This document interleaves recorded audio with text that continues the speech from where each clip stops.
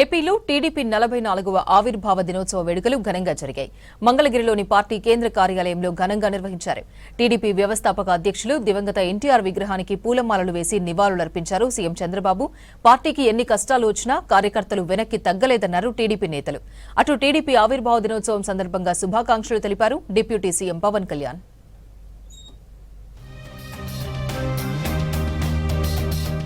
ఏపీలో ఏ ఎన్నిక జరిగినా విజయం టీడీపీదే కావాలన్నారు ఏపీ సీఎం చంద్రబాబు. విజయాలనే కాదు సంక్షోభాలను సవాళ్లను పార్టీ చూసిందన్నారు. పార్టీ కోసం ఎంతో మంది కార్యకర్తలు త్యాగాలు చేశారని, ఆస్తులు పోగొట్టుకున్నారన్నారు.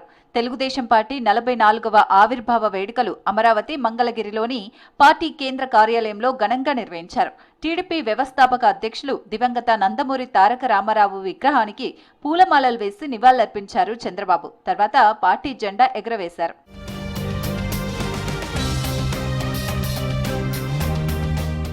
సీఎం చంద్రబాబు నాయకత్వంలో రాష్ట్రం అభివృద్ధి పథంలో నడుస్తోందన్నారు డిప్యూటీ సీఎం పవన్ కళ్యాణ్. కూటమి స్ఫూర్తిని మరింత బలోపేతం చేద్దామని ట్వీట్ చేశారు.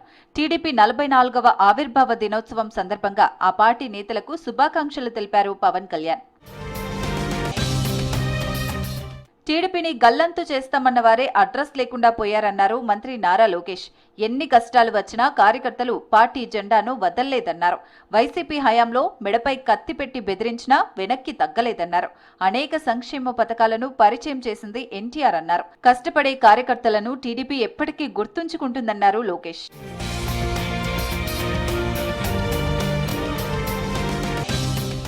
తెలుగుదేశం పార్టీ 44వ ఆవిర్భావ దినోత్సవ సందర్భంగా హృదయపూర్వక శుభాకాంక్షలు తెలిపారు కేంద్ర మంత్రి రామ్మోహన్ నాయుడు.